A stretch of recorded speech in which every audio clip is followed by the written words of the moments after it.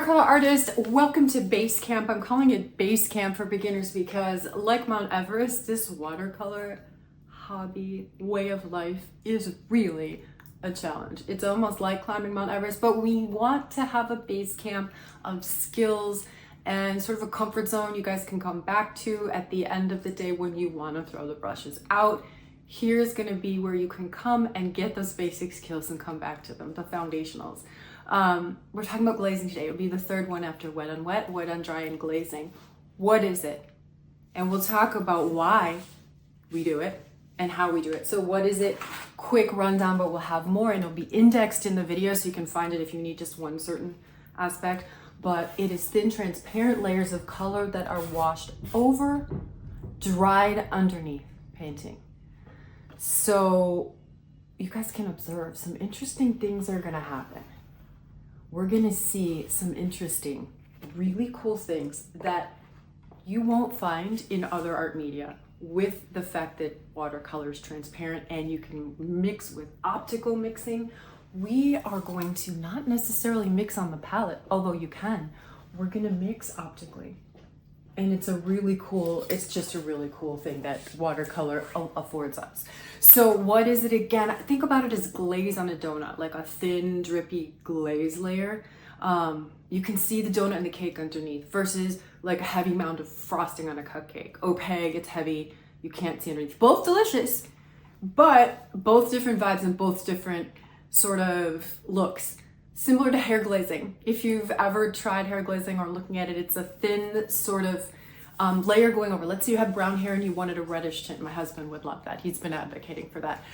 So you wanted to add a little red cool into your hair. So you could put a little glaze of red over and then have that brown with the red showing through. Or if you have brown and you just want to darken it and enrich it, you can just put more brown on top of brown. That's going to be same color to same color, darkening it or shadowing it even. Or if you have gone to the salon and gotten a bad hair job or bad highlights or something, it's like brassy. Like you got orange tones and you really don't want them. So in that way, they will use a purple glaze over the top or to color correct that a little bit, and it'll just tone it down from being too brassy. So I didn't mention, if you're gray like me underneath, don't tell anyone. You just want to throw anything on there and just cover it up. So you might want to use an opaque. I just want to use an opaque watercolor all over my head. But those are some of the ways to think about it. Now, why do we do it? Renaissance artists had it figured out long before us. This is a knockoff Vermeer that I wanted to show you. She is just so luminous, girl, with a pearl earring.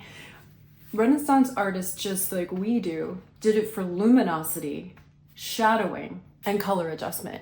But luminosity was the main thing. It's so beautiful with the oil paints they were using. Sometimes to save money, like lapis lazuli was an expensive pigment, so you could glaze it and use it thinner. But we use it to bring out the richness. You can still see what's underneath, but you're gonna see the richness of pinks, olives, lightish browns, whatever the skin is reflecting, purples even. And you can see that by using these glazes. You can strengthen colors by deepening with the same color. And you can make an adjustment. Let's say you made those eyes cartoonish blue, but you want them to be more of a steel gray. Add a little orange. Who knew you were gonna drop orange into Vermeer's girl with the pearl earring? I hope your guys' eyes aren't glazed over by the end of this. I promise you it won't be. So how do we do it? I'm gonna show you. Grab your brushes. Flat brushes work really well for glazes, but if you don't have them, totally fine, use what you have. I'm all about hands-on. I definitely want you to be doing this along with me, because the more practice you get, the more second nature it becomes. You can just do tutorials. I have some too, and you'll pick it up while you're doing it. You'll figure it out. But there's some things to avoid and some things to look for. So Let's make some glazing mojo. I will see you at the base camp. Glazing and layering, they're really the same thing. It's going to be thin, transparent layers over a really well-dried wash underneath. Okay, this is hands-on. We're gonna do a little Socratic method as well. So I want you to grab a brush. A flat brush works best for this. You can do it with whatever you have. And I want you to pick whatever primaries you have. You can do this with 3 colors, 6 colors, but let's try it.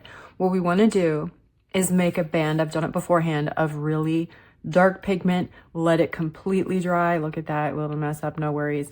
And then we come back to it. So mine is completely dry. So I'm gonna let you do that now. I'm gonna pause. Okay, you're back. We're gonna talk about how to do it now a little bit and why we do it a little bit, and then we're gonna play. But first, let's really get this awesome sort of color swatch. These are completely dry, and I'm gonna go in order and create a swatch chart of my colors here together. I've got my warm primaries and my cool primaries. I'm using Daniel Smith. Guys, also paper makes a huge difference, so make sure you have 140-pound cold press. If you don't, no worries, it may not make the same effect for you. Okay, I have a very thin glaze of this top color, Hansa Yellow Deep. And I'm gonna glaze it just down over the top of all of my colors. I'm gonna make sure that I do a confident single stroke and move on. If we rub it, we're gonna rub the color and pick it up underneath, and we really just wanna glaze over the top.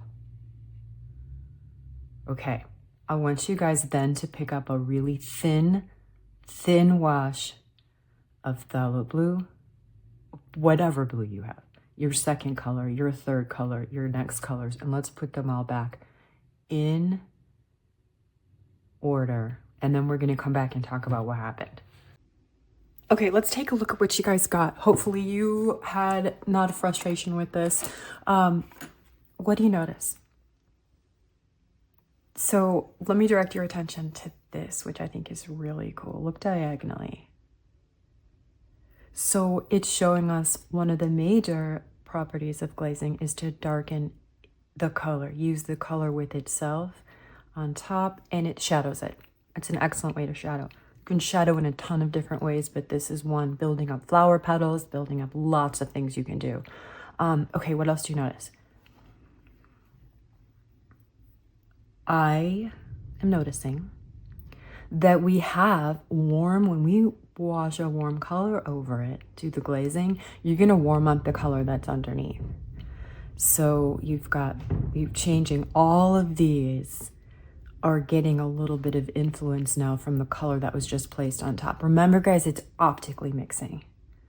You're not really staining one color into another, it's layering over the top, and we're seeing both at once. Renaissance artists were masters. We'll look at that in a second. What else do we notice? There's some areas where it's going to be duller or brown. Do you guys notice if you're looking at complementary colors, like across from each other on the color wheel, when you're looking at those, let's take a look. So if you have a blue with an orange, let's see where we have that, like a blue and a yellow together, you're gonna get a darker, sometimes duller, depending on the colors, tone there. It's a good way to knock a color back. If it's too like cartoony bright green, or it's this and you wanna knock it down, go to the other opposite extreme of the color wheel, your complementary, and do a glaze of that over the top. Let's see if it works for another color. Let's look at like a red violet, like the Quin Rose, and look over for like a blue. Well, that's gonna be a violet. So we've got that. Let's check another one. Which one do you notice?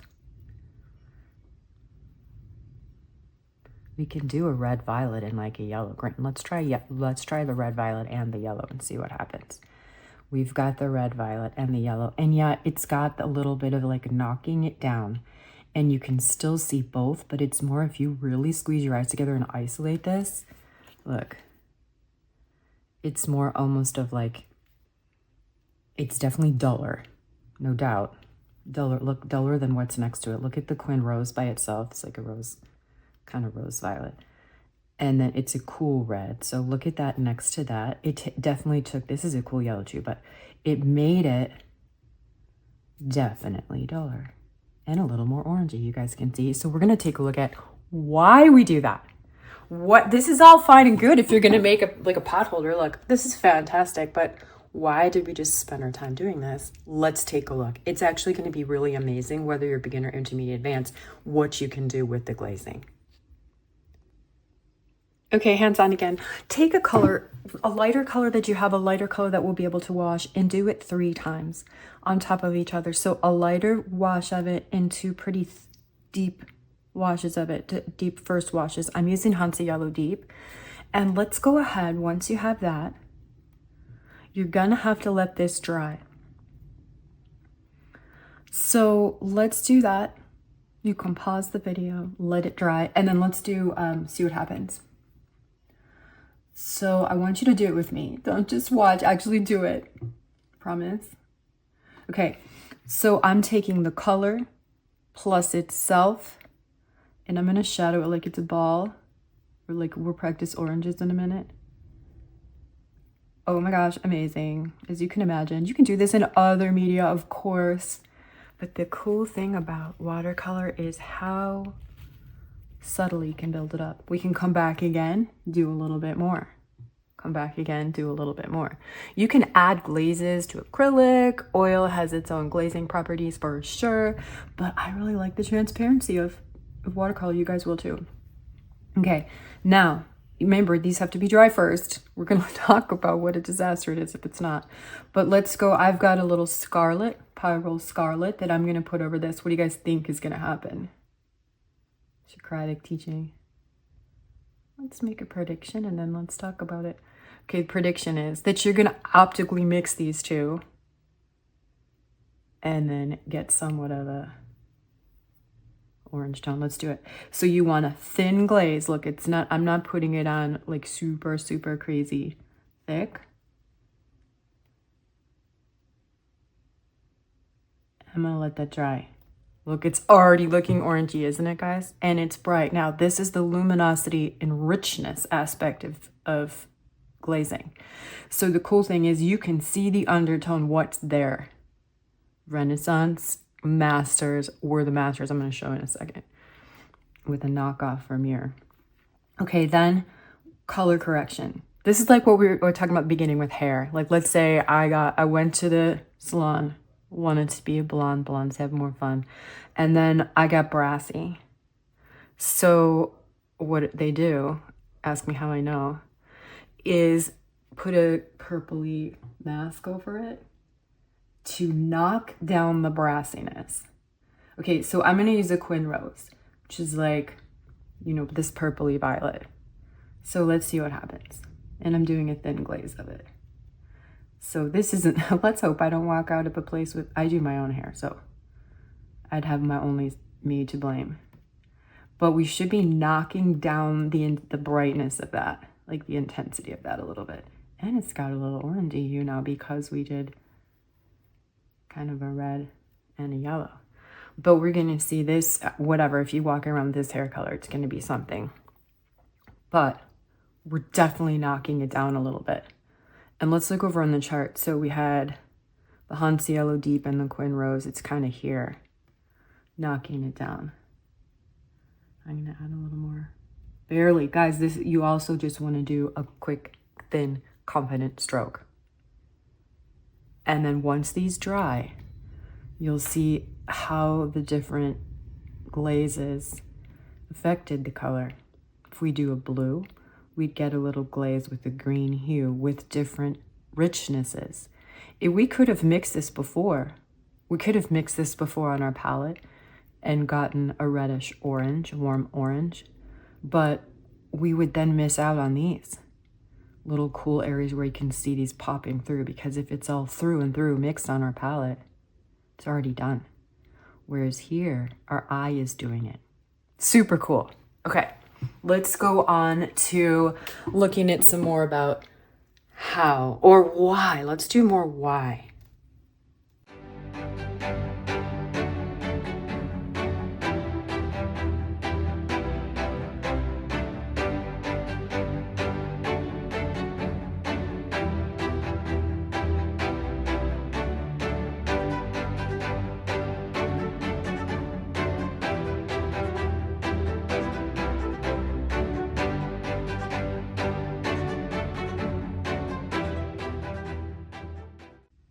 Okay, y'all, grab your brushes again.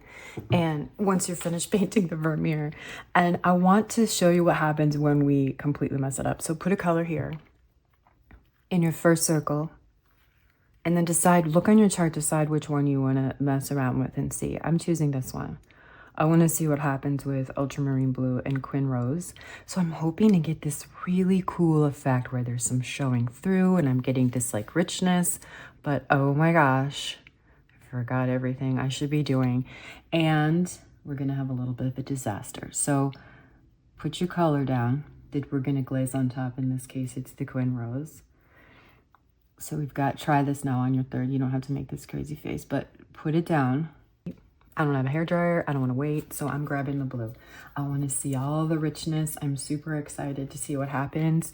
And let's do it. Oh, what? Okay. This is why I hate watercolor. It's not working. This is not for me. I'm quitting this. Look, she said that it was going to make a beautiful color for me. Well, it didn't. It just made a flat color, and I can't see both colors underneath, and they kind of bled together. What we just did kind of was wet on wet, which is a beautiful thing, but not when we're trying to show both like underneath each other. Okay, so let's do the second one, thin transparent glaze, and we'll have, this is scarlet, pyrrole scarlet. And then we did that first. I did that first, and it's dry because I let this one dry. I didn't let my neurodivergence get the best of me. Okay, so we're gonna take a little thin glaze of Hansa Yellow Light. I am. You guys choose whatever you're working with. Okay, now we are cooking with gas. Look. And be confident, do just a couple. Look, guys, we can make literally oranges that way. We're optically mixing them. We're optically mixing these two colors. And we're seeing an orange, which is cool. Okay. And then, hint, go for more transparent glazes over the top, or you might get frustrated. Like buff titanium is more of an opaque color. I don't know if you know about these dots that you can get from watercolor companies, but you can order a sheet. I think it was $7. I haven't even used it yet. I'm so excited. I have a couple of these. But you can see here, you guys see the circle? If it's open, that's a super transparent color. If it's halfway, it's a little bit more opaque. And if it's fully, it's really opaque. I don't know if they have a fully filled in circle. I would say maybe buff titanium. I'm gonna have to look. But if you're using the glaze, if you use a staining color underneath and then a more transparent color on the top, it's gonna work out well for you. So quin rose is a transparent. It was an open circle on that. Look, see, we switched it down here. Look, I'm doing it correctly down here. We can see the blue. And I waited, see it's dry. And it's gonna be a really nice color. It's a nice like red violet-ish, but we're seeing both. Okay, perfect. Are you guys ready to play? You already were playing. Let's make some oranges. Get a yellow and a red. If you have orange, just use orange. I'm gonna mix up a red and a yellow so that I have kind of a cool like yellowy orange. It's what we're looking for, like a yellow orange. Okay, so those two colors that I'm using, I'm keeping them in mind. So let's first we're just randomly making. You can practice fruits, flowers, leaves, anything with this, but let's make, so I mixed it already, guys. I mixed this yellow orange on my palette. See? Mixed. I'm not doing anything about it. Now, I'm completely wetting, guys. I forgot to mention as well, you really need to have clean water jars. At the beginning when I started, I would be seeing random streaks of other colors, and I had no idea it was because my water jar was a little bit muddy. So I have huge ones. I use the huge ball jars. So like I have a lot of water. And sometimes I just go and get some more. I don't like to waste it. But I get some more. I have paper towels, all the things. Okay, now the two colors that I used, I'm keeping in mind over here because I'm now going to do one and then the other. And you guys, I'm going to do two, I'm going to play around. It's all about experimenting. I'm going to see what happens if I do one first and then switch it. So I'm going to do this one first. And then I'm going to do this Pyrrole Scarlet first. So let's do, I did my yellow first, and now I'm doing my red first. See, there was a little yellow on my brush, so it made it a little yellow, but I'm going to go back with red. Okay, so this is going to be an orange. Remember, guys, look over here. We did this. We know what's going to happen, even though it feels weird to do it like this. This feels natural to most people. I'm going to mix it first and put it on. And you don't always have to do this. You can wait till, you know, there'll be some techniques that I do or I show in my tutorials that do this and some that do this. We just want to get right to it. It just depends on what you're painting and what you like. Your painting, your mojo. That's my new phrase for 2026. Okay, what about color correction? Let's say that we got, like, we put down our orange and it was like too, let's make it too sort of brassy. Like, it's too bright. Let's pretend it's sort of like, okay, I know, like a super, orange is not my favorite color.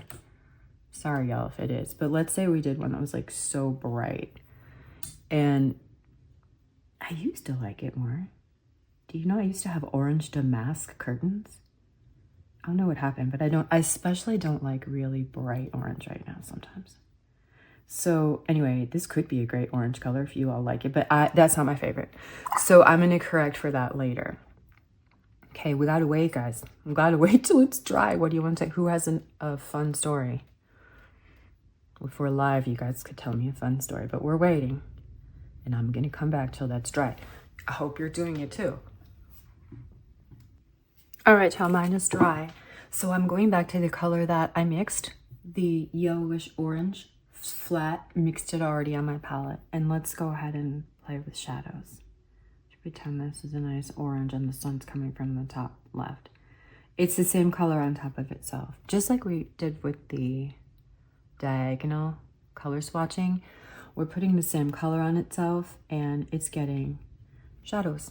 We can do one more when that's dry. Get more, a little bit more. It's kind of cool. Colors are infinite. You can always add you know, there's not a single number you can come up with for the hues of colors, the number of colors in the world. You guys know from going to the hardware store and having paint swatches, there's everything, but you can always add the most infinitesimally small amount of either glaze or color. So there's not a finite limit. Okay, let's do a little bit of the scarlet. Pyrrole Scarlet. We're going to do this over this and then this over this and see what we like better. Uh-oh, it wasn't thin enough. There we go. All right. Now, look, do you see how I did like a bunch of circles? Really just try to get in and get out. That's another mantra, get in and get out. Or it gets like overworked or lifts it up. Okay, then we wanted, what did I use here? Oh my God, I forgot. Neurodivergence for the win. Hansa Yellow Light. Okay, here we go. Hansa Yellow Light. Thin over the top. Let's see which one we like better. It's all going to behave totally differently. And if you're like me and you're impatient, you just want to get started and do a tutorial, go for it. And you'll sort of see as you go. Like later when you want to do, oh, I wanted to show you this, look. You can see I kind of did the same thing. You can see the building up. And then I used a little darker reddish brown down here, but had the yellow first, added the orange. Color correction. What we have for color correction is we're going to try to knock this back. And to do that, we're going to go across the color wheel. So orange across the color wheel. We're going to look at putting a little bit of blue on top. See here, we got this, knocked it back when you got the red orange. So let's get, I'm going to get ultramarine blue. You guys can use any kind of blue. I actually put a little cerulean in there. I don't really want purple. This is kind of like the hair thing though. Okay, remember I said I didn't love this bright orange? So I'm going to color correct it a little and make it a little bit more neutrally orange. And it kind of cooled it off. Plus, we can use that for shadowing. And you can use that to start with. I'm tapping in. I'm doing wet on wet while it's wet. See? Beautiful. And then that gives us another way to shadow beside this. See? Are you guys excited? Are you excited to use some glaze in your paintings? I'm so excited. I hope it worked out well for you. Guys, it's a fabulous day to paint. Let's come back to another tutorial. I have lots that will include glazing. Please like and subscribe. I have a whole litany of stuff planned that's going to use glazing and all these techniques. I'm super fired up.